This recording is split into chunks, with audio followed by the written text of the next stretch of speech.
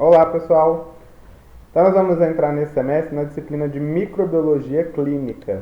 Né? Vocês vão cansar de me ver aí na, na semana, né? Deixa eu pegar o laser aqui, pronto.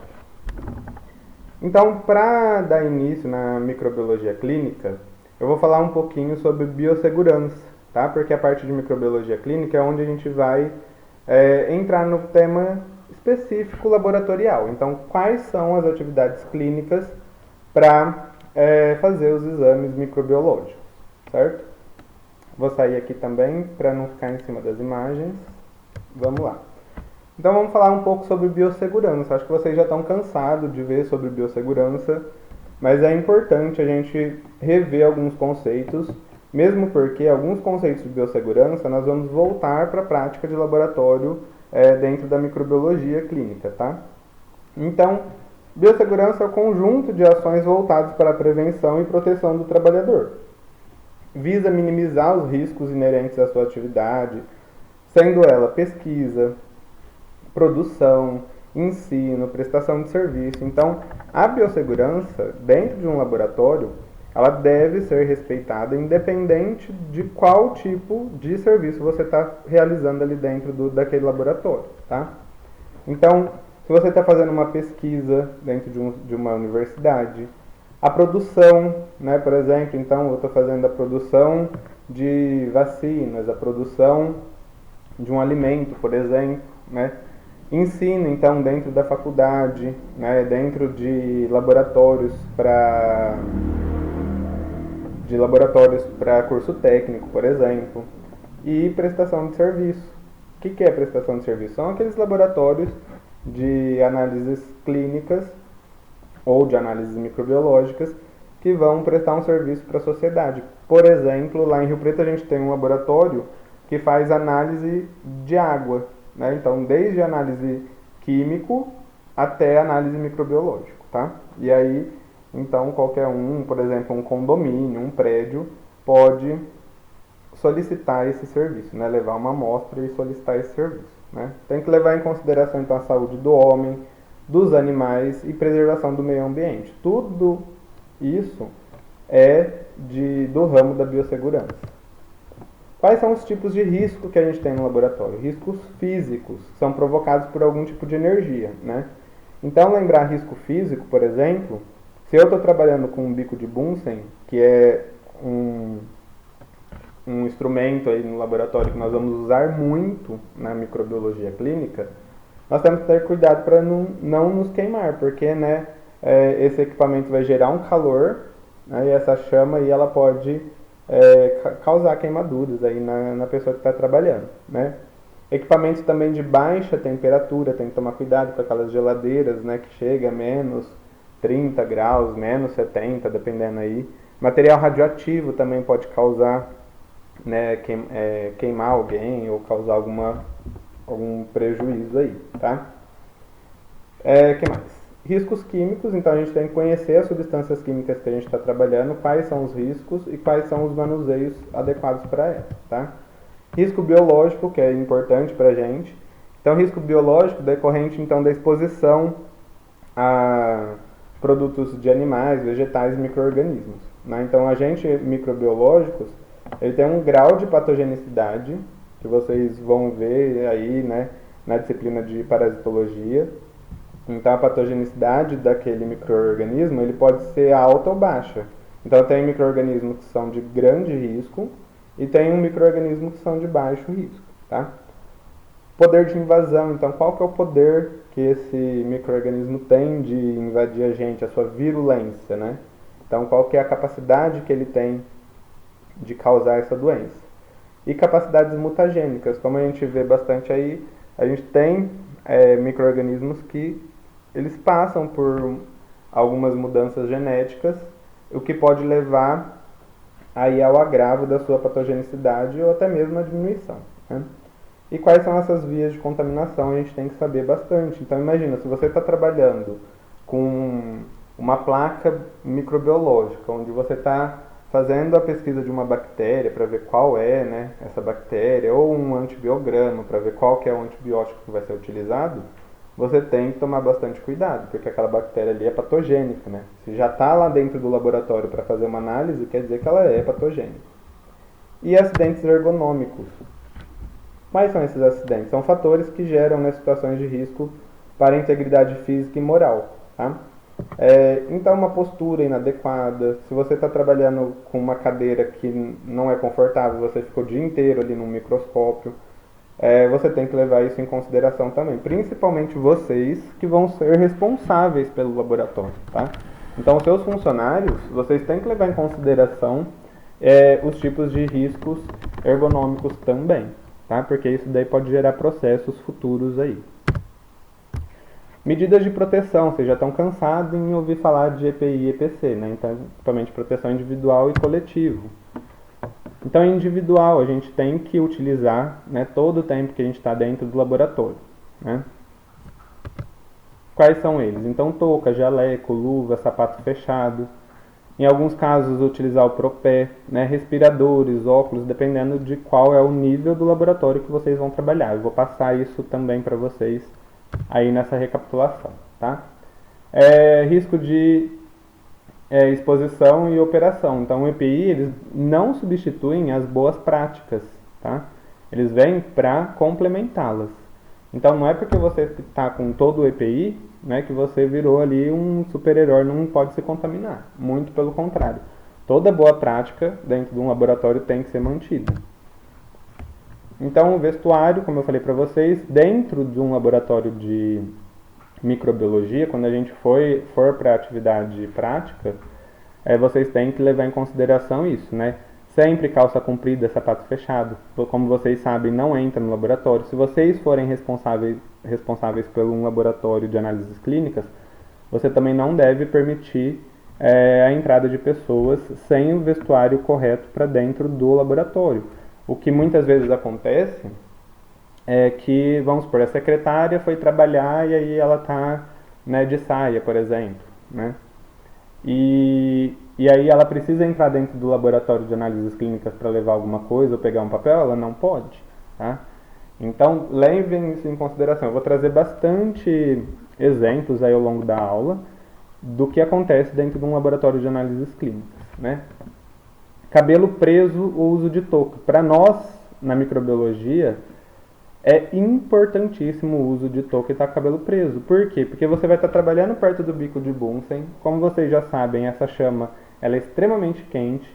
E aí, se de repente você for ali em cima do bico de Bunsen, né, com a cabeça, e o seu cabelo escapar, ele vai pegar fogo. Né? Eu já vi isso acontecer na faculdade e não é algo muito legal. Né? Principalmente para meninas que têm o cabelo longo. Tá? Ou também, né, o risco de ficar preso em algum equipamento. Imagina você vai fazer uma centrifugação de algum tubo, alguma coisa, e o cabelo fica preso ali na centrífuga. Tá? Tem que levar isso muito à risca. Tá? Os olhos, então, se usa lente de contato, tem que colocar e retirar fora do ambiente laboratorial. O ideal é utilizar o óculos nesses ambientes. Né? Assim como se for obrigatório o uso do óculos protetor, também tem que utilizar. Tá? E a lavagem das mãos correta, né? Utilizando as técnicas que a gente já está cansado de ver. Unhas, né, o mais curta possível, porque unhas compridas podem furar a luva e isso pode trazer alguma complicação dependendo do micro-organismo que você está trabalhando. Evitar o uso de maquiagem, porque esses produtos eles podem liberar partículas, né, para o ar. E essas partículas elas podem cair ali em cima do exame que você está realizando. Tá? Então a gente tem que tomar muito cuidado com isso. Joias, bijuterias, né, fica proibido utilizar, né, então anéis, brincos, pulseira, colares dentro do laboratório. Tá? As vacinas, então, tem que estar com todas as vacinas em dia, certo? Porque a gente está exposto a maior risco, né? Então, tem que tirar um xerox da carteirinha de vacinação dos seus funcionários e deixar ele guardado aí no prontuário de cada funcionário para você poder garantir que eles estão, pelo menos, imunizados contra algumas dessas doenças que são de maior risco. as boas práticas laboratoriais. Agora vem umas imagens que é bem legal, né? Eu trabalho com elas há muito tempo. Então, a limpeza no horário de laboratório. Olha que legal essa imagem, né? Então, são duas pessoas aqui toda paramentada, né? Trabalhando aí num laboratório com risco radioativo, né? E, de repente, entra o funcionário da limpeza lá, sem nenhuma vestimenta, para lavar, né? Limpar o laboratório. Gente, esse profissional, ele deve ser treinado e capacitado, tá? Não adianta você ser responsável por um laboratório de análises clínicas, você contrata uma faxineira aí para limpar o laboratório num final de semana e aí essa pessoa vai mexer, né, nos exames, por exemplo, né? Vamos supor que você não trabalha aí com risco, né? Mas que você está trabalhando com amostras biológicas, tanto da microbiologia, quanto da hematologia, quanto da bioquímica clínica, e aí aquela pessoa curiosa, né, que nunca viu, não entende, vai lá colocar a mãozona naqueles testes que estão sendo realizados e se contamina. Tá? Isso parece bobeira, mas acontece. Tem um caso que eu discuto bastante, que é de um hospital aqui no Brasil, onde o descarte de material não era feito de forma adequada e 3 funcionárias acabaram se contaminando. Tá? Eu vou falar isso mais pra frente aí na aula. Mas isso é mais comum do que a gente imagina. Tá? Então, como que acontece? Geralmente o responsável do laboratório, pelo laboratório, ao contratar uma equipe de limpeza ou um funcionário para limpeza, deve treiná-lo, mostrar o que é cada coisa, qual é o risco. Né? Você pode montar uma aula assim, igual essa em slide, e apresentar para os funcionários da limpeza, explicando o que é cada exame, para tirar a dúvida, né? Aquela curiosidade deles. Mostrar qual é o risco, que são possíveis contaminantes que você está trabalhando ali, onde ele pode mexer, onde ele não pode mexer, né? Qual é o balcão que ele vai limpar, qual é os aparelhos que são mais sensíveis, né? Que de repente não pode passar álcool, por exemplo, não pode, né? Tem que tomar um cuidado especial. Tudo isso vocês têm que levar em consideração, porque aparelhos que a gente trabalha dentro de um laboratório de análises clínicas, eles são aparelhos muito caros, tá? Boa prática laboratorial, né? Então a coleta de sangue ser realizada de uma forma bem correta, colocar no descarpaque, tá? Tomar cuidado, né? Igual aqui, por exemplo, o funcionário é sem luva, você está com uma luva do tamanho que não é o seu, né? E aí acaba te prejudicando, você não tem a segurança para fazer a coleta. Não reencapar nunca uma agulha, tá? Isso daqui é extremamente proibido dentro de um laboratório. Então eu fui lá, colhi o sangue, vou reencapar a agulha. É errado, não pode ser feito isso, tá? Porque você tem o risco de se contaminar ali com o sangue do seu paciente. Toda vez, né, que for utilizar lá a centrífuga, as coisas estar totalmente paramentado, independente de qual trabalho você vai fazer. Uma coisa que eu falo bastante, que eu aprendi no laboratório, quando eu trabalhava lá em Olímpia, é que mesmo que você estiver fazendo uma análise com o seu próprio sangue, ele já é um possível contaminante. Aí você fala, professor, mas não tem doença nenhuma. Sim, só que aí o que aconteceu? Eu colhi o meu sangue e eu deixei em cima da bancada. Aí esse sangue ali aberto em cima da bancada, até eu fazer toda a análise, caiu ali então esporos, né, de bactérias, de fungos, e esse sangue ele é um caldo nutritivo. Essa bactéria vai começar a se reproduzir, e aí esse sangue que está ali mesmo sendo seu, ele já não é estéril mais, né? Ele já tem micro-organismos ali. Quanto mais tempo vai passando, mais micro-organismo vai se formando ali dentro daquela amostra. Então, por mais que é o sangue seu, né, ele, depois que saiu do seu corpo e ficou exposto ao ar, ele já é um sangue que pode ter algum contaminante nele, né? Quando cai, né, então quebrei um tubo, por exemplo, de sangue. Qual é o procedimento correto para pegar, né, esse tubo? Será que eu não tenho uma pá? Eu vou pegar ele, né? Lembrar, eu não posso colocar a mão aqui, eu tenho que pegar ele com uma pá. Na maior parte dos casos, quando isso acontece, você coloca uma substância neutralizante, né? Pode ser uma amônia, por exemplo, deixa agir o tempo que tem que agir, aí sim você vem e faz a coleta, retira esse tubo do lugar, tá? Se o laboratório é muito grande, você treina a equipe para fazer isso, ou se não, você já faz um POP para essa situação, que provavelmente vocês devem ter aprendido aí em biossegurança, tá? Alguns imprevistos, né, não são tão imprevisíveis assim. Eu gosto muito dessas imagens também, porque olha aqui, né, a pessoa com uma cadeira de rodinha, querendo colocar algo lá na estante. Você imagina, é óbvio que ele vai cair, tá? Então, vamos supor que essa caixa aqui esteja cheia de placa bacteriana, né, ou com um monte de amostra de sangue. Se ele cair no chão, essas amostras podem cair em cima dele e ele pode se contaminar. Aqui, né, a colega lá, coitada, trabalhando com sangue, né, com um monte de tubinho de sangue, olha aqui, né, fazendo então a coleta aí para fazer lâmina, alguma coisa, e algum funcionário vem ali atrás, passa ali atrás dela e olha só, né, se ele cair aqui, ela provavelmente vai se machucar, se perfurar e aí pode se contaminar, tá? Então, tudo isso tem que ser levado em consideração. Tanto que eu deixo essa aula sempre disponível aí, né, para os alunos, vou deixar as imagens, porque se um dia vocês guardem, né, se um dia vocês forem responsáveis por um laboratório, utilizem essas imagens para vocês poderem treinar a sua equipe. Olha isso, que absurdo. Esse é o maior absurdo que eu já vi. Quando você usa um Descarpac, geralmente o Descarpac ele tem uma linha, né, tracejada aqui, ó. Descarpac é a marca, né, a caixa de papelão coletora lá, caixa de coleta para material perfuro-cortante. Essa linha tracejada que eu tenho aqui é onde você pode encher o Descarpac, você pode encher até aqui. Você não pode fazer isso, tá? Uma das coisas que aconteceu naquele caso que eu falei para vocês, das funcionárias que se contaminaram no hospital, é porque alguns médicos e enfermeiros descartavam a agulha, a seringa com agulha, em um lixo, tá? Não era um Descarpac, era um lixo comum de plástico, e encheu esse lixo até o topo. E na hora que elas tiravam o saco de lixo para ir amarrar, elas acabavam se machucando, se perfurando. E aí foram descobrir que elas estavam contaminadas, né? Tanto com hepatite quanto com HIV. E na hora que foi fazer os exames para provar, né, que era isso que tinha acontecido, foi muito triste, porque o hospital não queria assumir a culpa e depois acabou assumindo, elas tiveram que ser indenizadas, mas aí no todo elas já estavam doentes, né? Então é muito complicado isso, tá? Então nunca deixem isso acontecer, porque é extremamente errado.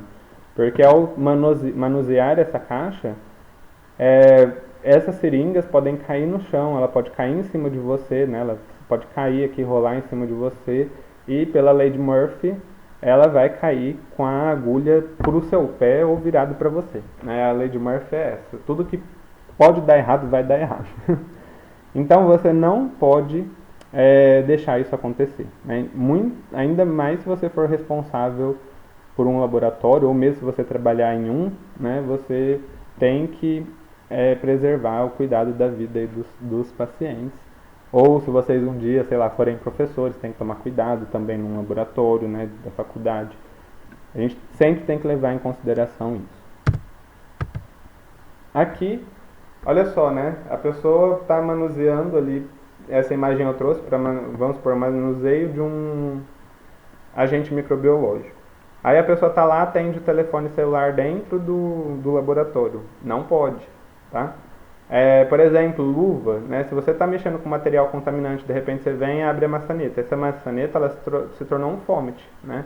Porque se essa luva está contaminada, você acabou de contaminar a maçaneta. E aí se alguém for abrir essa porta ou fechar sem luva, ela pode se contaminar. Ah, mas isso acontece? Acontece.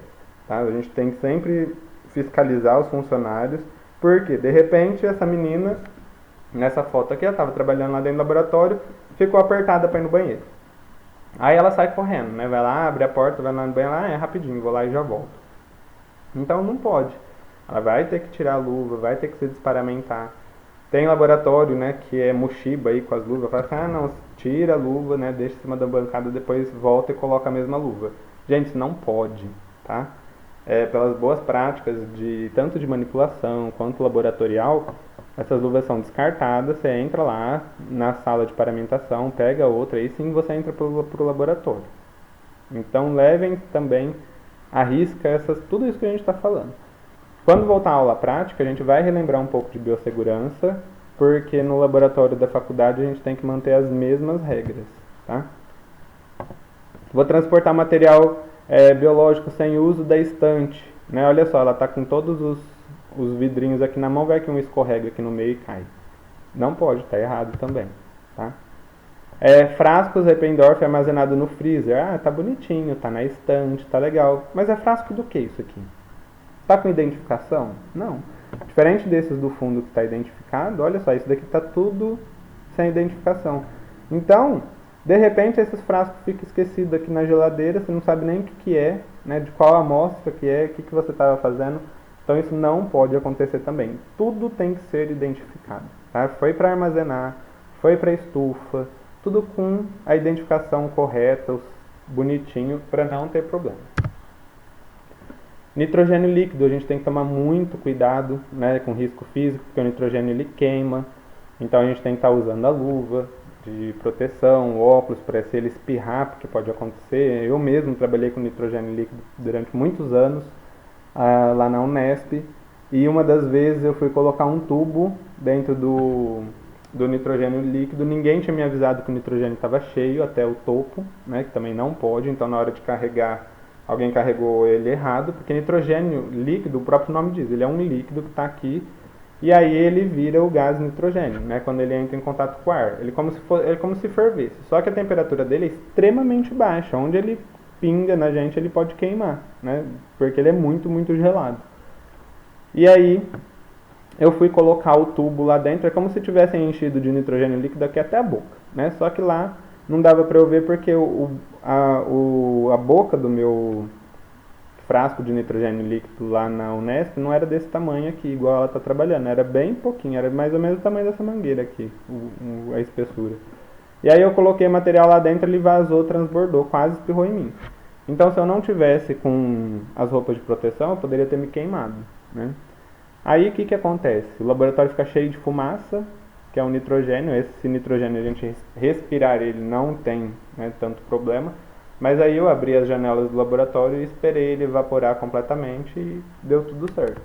Mas se eu não tivesse com a proteção, eu poderia ter me queimado. Olha um risco químico aqui, né? Então, alguns materiais que a gente tem no laboratório, eles são solventes, eles podem ser explosivos, né, quando eles ficam muito tempo armazenados.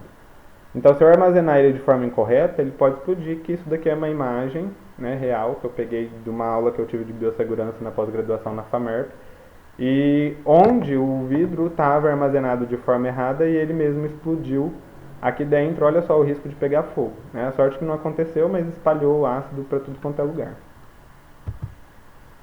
Bom, a simbologia, vamos falar um pouco de alguns símbolos, tá?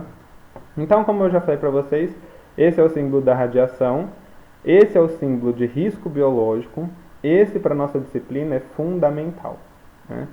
E esse daqui é um símbolo de arma química. Então vamos focar aqui, ó, risco biológico. Tem alguns outros símbolos, acho que eu vou passar nessa aula para vocês, tá? Então, quando a gente vê esse símbolo aqui em alguma substância química, quer dizer que ela é irritante. Esse símbolo aqui quer dizer que aquela substância é inflamável, ou seja, se eu pôr fogo nela, ela vai pegar fogo. Não necessariamente ela é explosiva, tá? Mas ela vai pegar fogo. Aqui, esse símbolo é o risco para o meio ambiente, né? Então, se aquele produto tem essa simbologia aqui, eu não posso descartar na pia, por exemplo, tá? Eu tenho que ter uma empresa que vem coletar aquela substância. Esse quer dizer que aquela substância que você está trabalhando é tóxica, tá? Tanto a substância líquida quanto seus vapores podem ser tóxicos. Este daqui é o símbolo de corrosivo. Então, corrosivo quer dizer que se um ácido, por exemplo, ou uma base, se cair na sua mão ou em alguma bancada superfície, ela vai corroer, tá? Este daqui quer dizer que é combustível, quer dizer que ela também entra em combustão, ela pode pegar fogo, tá? Que mais? Explosivo, tá? Então quer dizer que aquela substância química pode explodir, igual aconteceu lá com aquele ácido, tá? Esse é o principal, eu sempre foco nele, né? Risco biológico. Ou seja, são todas aquelas substâncias que são capazes, são possíveis contaminantes, né? Então são capazes de transmitir alguma doença e alguma contaminação para nós, ou para animais também, tá? Ou até para o meio ambiente. Radiação a laser, né? De repente você está trabalhando em algum lugar que tem radiação a laser. Ah, mas tem, né? Na microbiologia, por exemplo, em alguns laboratórios, vamos supor, você pode trabalhar com a microbiologia não só clínica, você pode estar trabalhando uma microbiologia dentro de uma indústria, por exemplo, farmacêutica. E aí a gente tem alguns setores dessa indústria que vão fazer a esterilização dos seus materiais por radiação a laser, radiação ionizante ou radiação não ionizante não, né, mas geralmente ionizante e a laser. Então esses são tipos de radiação, são símbolos de radiação. Este daqui, extremamente importante para a gente, superfície aquecida. Tem muito, né, equipamento, que depois eu vou ir trabalhando com vocês na microbiologia, que tem a superfície aquecida. Vocês já devem conhecer e ter visto com a Adonis várias vezes, que é a chapa aquecedora, né, que a gente tem aí na faculdade, que a gente utiliza para aquecer alguns materiais aí, tá? Este de baixa temperatura é o símbolo que a gente tem, por exemplo, no nitrogênio líquido, tá? Campo magnético, então quer dizer que naquele local você não pode entrar aí com nada de metal, porque aquele local tem um campo magnético muito forte, tá? Gás comprimido, então são substâncias que estão, né, são gases que estão comprimidos em cilindros e eles também têm que ficar num local arejado, armazenado de forma correta, porque eles também podem explodir. Assim como um botijão de gás, né? Material carcinogênico, são materiais que podem provocar câncer, tá? É muito perigoso, então, dependendo do nível do laboratório que você for trabalhar, você pode entrar em contato com materiais carcinogênicos. E aí a gente tem, né, então, aqui a simbologia, então, para um lugar que você quer guardar os primeiros socorros, ou o lava-óleos, que vocês já viram no laboratório aí da faculdade, tá? Então, basicamente eu passei, né, bem rápido a aula. Eu sei que vocês trabalharam bastante com biossegurança, né, e toda vez a gente está falando nas aulas aí sobre biossegurança, mas como é de praxe, eu sempre volto, né, na minha aula com essa revisão de biossegurança, tá? E aí a gente tem a classificação de risco biológico. Esse material, geralmente na porta, por exemplo, de um laboratório de microbiologia, a gente pode colar isso aqui. Eu já deixei até pronto para vocês, tá? Então, olha, risco biológico, entrada reservada a pessoal autorizado. Qual que é o nível de segurança biológica que aquele laboratório de microbiologia tem? Se você está num laboratório de análises clínicas, por exemplo, que vai trabalhar com várias doenças perigosas, o nível do laboratório ele vai ter que ser maior, que eu vou ensinar isso para vocês na próxima aula, tá? Investigador responsável. Quem que é o responsável por aquele laboratório? Qual que é o contato de emergência caso alguma coisa de errado aconteça naquele laboratório, tá? Telefone para o dia e telefone privado, tá? Então aqui o contato de emergência, vamos supor, é o meu, Luiz, né? Eu que sou o investigador responsável e o contato de emergência vai ser o meu mesmo. Qual que é o meu telefone, né, para entrar em contato, e o telefone privado caso tenha algum problema naquele laboratório, por exemplo, à noite, né? E a autorização deve ser permitida ao investigador responsável acima, né? Então, se eu quiser deixar entrar alguém dentro desse laboratório, eu que tenho que autorizar, tá? Bom, que mais? Deixa eu ver. Eu vou falar já da classificação de risco, né? Porque eu acho que ainda nós temos bastante tempo aí na aula. Então, é isso que eu estou falando para vocês, do tipo de laboratório que eu tenho. Eles são classificados por tipo de risco, né, contaminante. Por exemplo, o laboratório da faculdade é sempre risco 1, porque lá na faculdade a gente não pode trabalhar com coisas, né, com materiais contaminantes. Então os alunos estão aprendendo, muitas vezes eles estão ali em grande número dentro do laboratório. Então é um laboratório onde eu trabalho com um micro-organismo que tem pouca probabilidade de provocar enfermidades, tá? Tanto humana ou enfermidades veterinárias, por exemplo. Então eu trabalho com bacilos, lactobacilos, lactococos, saccharomyces, bacilos de vários outros tipos, cepas não patogênicas, por exemplo, de Escherichia coli. Esses são os micro-organismos que a gente utiliza na microbiologia clínica para dar aula, por exemplo, para vocês. Por quê? Porque se caso ele entrar em contato com a pele ou acabar extravasando ali do laboratório, ele não vai trazer nenhum risco patogênico para ninguém. Esse laboratório ele precisa ter, né, uma capela, precisa ter lá a torneira, eu preciso ter os informativos na porta de que é um laboratório, eu tenho que ter as geladeiras para guardar, centrífuga, estufa, né, se for de bioquímica, eu tenho que ter o lava-óleos e o chuveiro. Então esse é um laboratório mais simples, eu não preciso ter uma entrada separada, tá? Então de repente eu tenho um laboratório até de microbiologia para uma análise simples aí, eu não vou ter necessidade de ter um laboratório de risco muito alto. Classe de risco 2. A classe de risco 2 é um risco moderado, tá? Esse laboratório eu já preciso ter algumas observações a mais, né? Então, além da capela de fluxo laminar, a gente precisa ter outras observações, né? Eu preciso ter uma autoclave. Dentro da faculdade a gente tem também a autoclave, né? Eu tenho estufa, tenho autoclave, para a gente poder trabalhar com alguns espécimes ali dentro, né? E para autoclavar também o material que a gente vai utilizar nas outras aulas. Porém, a gente não trabalha com esses tipos de patógenos, tá? Não é porque o laboratório tem uma capela que ele é classificado no risco 2. Essa classificação a gente tem que elaborar ela, tá? Bom, então aqui a exposição ao agente patogênico pode provocar uma infecção. Então aqui eu já tenho um risco de me contaminar, né? A medida eficaz de tratamento e prevenção. Então tudo bem, eu tenho um laboratório, porém eu tenho, se eu pegar alguma dessas doenças que eu trabalho aqui, eu tenho como me tratar. Por isso que ele é classificado como moderado, né?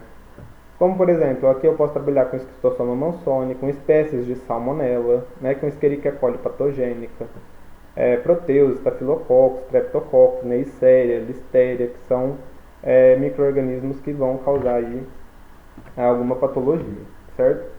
Então, nesse laboratório a gente tem tudo que tem no anterior e eu tenho as capelas, né, de fluxo laminar, a outra capela de fluxo tanto horizontal quanto vertical, né, que são as duas aqui. Eu tenho um lixo específico para eu descartar esse material que eu estiver trabalhando aqui dentro. Então, nesse laboratório ele é um pouco mais complexo, tá? O laboratório de risco 3. O laboratório de risco 3, ele é um risco individual elevado, porém um baixo risco comunitário, ou seja, que eu posso trabalhar com algum tipo de micro-organismo que pode ter um risco de causar uma patogenicidade alta, né, na gente, um agente patogênico que causa uma enfermidade um pouco mais grave, porém se isso extravasar, sair daqui do laboratório, eu não vou ter problema para a comunidade. Por exemplo, Mycobacterium tuberculosis, né? A gente pode trabalhar aqui. Olha só, esse laboratório eu já tenho que ter uma entrada, né, separada das outras. Então aqui eu tenho uma entrada. Nesse daqui eu tenho um setor de paramentação, tá? E aí sim eu saio daqui e vou para dentro do laboratório. E aí lá, nesse caso, a autoclave tem que ficar dentro do laboratório, porque aqui você não pode sair com material nenhum para fora desse laboratório.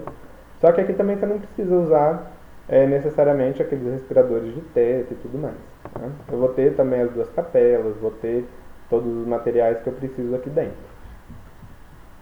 E o último que eu tenho, que é o risco 4, que é elevado risco individual e comunitário. Aqui a gente vai trabalhar com doenças mais graves. Por exemplo, então, agentes patogênicos de grande ameaça para a pessoa que está mexendo e para animais e fácil propagação aí para a comunidade, tá? Por exemplo, nesses laboratórios a gente vai trabalhar com vírus e bactérias bem patogênicas. Então aqui o vírus Ebola, o vírus do HIV, da hepatite, agora, né, como está em alta, o Covid. Então, para trabalhar com esse tipo de material, eu preciso estar num laboratório de nível 4, tá? Observe aqui, então, que a pessoa está usando o capote, né, o respirador, então o ar que essa pessoa está respirando aqui dentro, ele é filtrado. Quando o laboratório tem um risco um pouco maior, esse cano aqui, né, ele fica conectado aqui no teto do laboratório, que a pessoa nem respira o ar que está aqui dentro. Aqui também não, porque ela está respirando através do cilindro de purificação que está aqui. Mas quando o laboratório é mais, né, específico aí de algumas doenças bem complexas, ele fica ligado até no teto, tá? E aí a roupa é toda especial. Então esse laboratório, ele tem vários setores para vocês entrarem, para você trabalhar com alguma coisa específica ali dentro. Você tem que pedir uma autorização. de verificação desse laboratório, manutenção desse laboratório. Tá? Aqui, por exemplo, se acontecer um acidente dentro desse laboratório, essa pessoa ela não pode sair daqui de dentro. Né? Ela entra em quarentena dentro do laboratório. Então você tem que ter uma área específica para essa pessoa poder ficar de quarentena. Se ela precisar ficar lá dentro do laboratório, a quantidade de dias específicos para ver se ela não se contaminou. Tá? Porque senão essa pessoa sai do laboratório e passa a doença para outras pessoas fora do laboratório e isso não pode. Então geralmente aqui são laboratórios de pesquisa, né? De pesquisas tanto genética quanto pesquisas de vacina e tudo mais. Aqui eu mostrando esses laboratórios, né? Aqui o vírus Ebola, que foi um vírus que também causou uma grande pandemia aí, um vírus que mata muito rápido, né? Um vírus extremamente contagioso também. E aí toda a manutenção do paciente tem que ser feito paramentado. Essa aula aqui antigamente, olha que engraçado, eu dou essa aula desde praticamente quando eu entrei na faculdade, né? Que eu entrei para dar aula na faculdade e nos cursos técnicos. E antigamente as pessoas viam, né, esses médicos paramentados e enfermeiros tratando do doente, a pessoa achava, né, demais, assim, né, uma coisa de outro mundo. Hoje em dia, com a pandemia que a gente está vivendo, a gente vê médicos paramentados para tratar pacientes com Covid, é algo já que se tornou comum, infelizmente, né? Mas é algo que se tornou comum e é uma coisa que eu vivi, que eu gostaria de passar isso para vocês, né? Então, uma coisa que antigamente eu precisava passar um filme para os meus alunos chamado Contágio. Se vocês não assistiram, assistam. Ele trabalha bastante com essa parte. A gente que é da área da saúde, a gente não pode deixar de entender o que está acontecendo, né? É um filme com a Kate Winslet, tá? Tem 2 filmes chamados Contágio, mas é o com a Kate Winslet e com o Jude Law. O filme, eu acho que eu até comentei com vocês sobre esse filme. O final do filme ele é bem, né, assim, mirabolante, mas ele fala sobre uma pandemia. E o que eu acho legal no filme é que ele mostra bastante o laboratório de nível 4, como que funciona.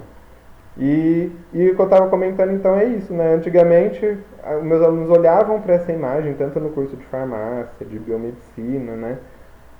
De medicina, e eles olhavam e se espantavam. Nossa, né? É muito fora da nossa realidade isso. E hoje em dia não, né? Hoje em dia é uma coisa que a gente está aí, né? Comum. E, bom, esses daqui são as coisas, né? Os sintomas que o vírus Ebola causa, mostrando o grande agravo dessa doença, tá, gente? Bom, eu fui então a essa aula de biossegurança inteira com vocês. Na próxima aula, da semana que vem, eu vou falar um pouco. Cadê? Deixa eu aparecer aqui. Aí. Então, na próxima aula, eu vou continuar falando um pouco sobre alguns parâmetros, tá, de biossegurança e de transmissão. Eu acho que a gente já chegou até a comentar em outras aulas sobre isso. Porém, quando a gente entrar na parte específica da microbiologia, vocês têm que já ter internalizado isso dentro de vocês, quais são os parâmetros de segurança. Isso não pode ser uma coisa que a gente vá olhar numa apostila, igual é quando vocês estavam fazendo aula de biossegurança, por exemplo, ou tendo as disciplinas introdutórias. Porque quando a gente for para a prática, apesar de a gente estar trabalhando, por exemplo, com Escherichia coli não patogênica, a gente tem que tomar todos os cuidados, tá? Então, eu sempre relembro e para o aluno já ficar internalizado isso. E falando um pouco dessa disciplina, ela é uma disciplina assim, eu gosto muito dela. Ela é uma disciplina que as técnicas são muito bacanas de ser desenvolvida. É meio demorado, diferente da bioquímica, da hematologia, que você faz o exame e já tem a resposta na hora. Geralmente os nossos exames na microbiologia demoram 3 dias para sair, 4, 5, 1 semana, dependendo de qual micro-organismo a gente está trabalhando. Mas os resultados são muito legais, as provas de exame que são feitas para chegar num resultado é muito bacana. Vocês já viram uma delas, que é a parte de coloração de Gram. Acho que foi coloração de Gram, vocês já viram, o Zil Nielsen ainda não. Mas na primeira aula que a gente entrar de técnicas, eu já vou falar sobre a coloração de Gram de novo, para vocês relembrarem a coloração de Gram, um pouquinho mais específico agora, e falar de outra coloração, que é Zil Nielsen, e depois passar para a parte dos testes, que é muito bacana, é uma disciplina que é muito gostosa, né? é bem tranquila da gente levar ela, eu acho que eu falei isso para vocês já. Então, eu imagino que vocês vão gostar bastante dessa disciplina, né?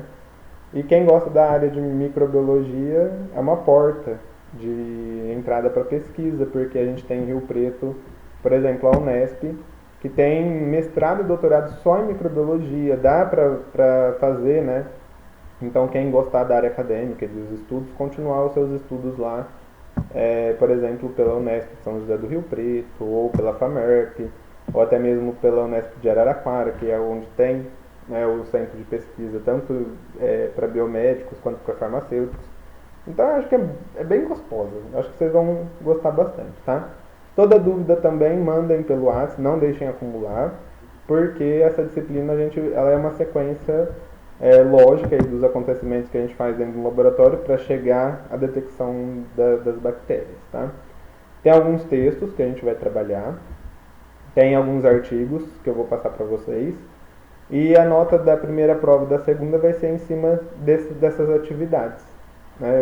Eu dei essa disciplina também no semestre passado, e eu fiz dessa maneira, eu acho que foi bem tranquilo, o pessoal gostou bastante, assim como nas outras, né, na parasitologia.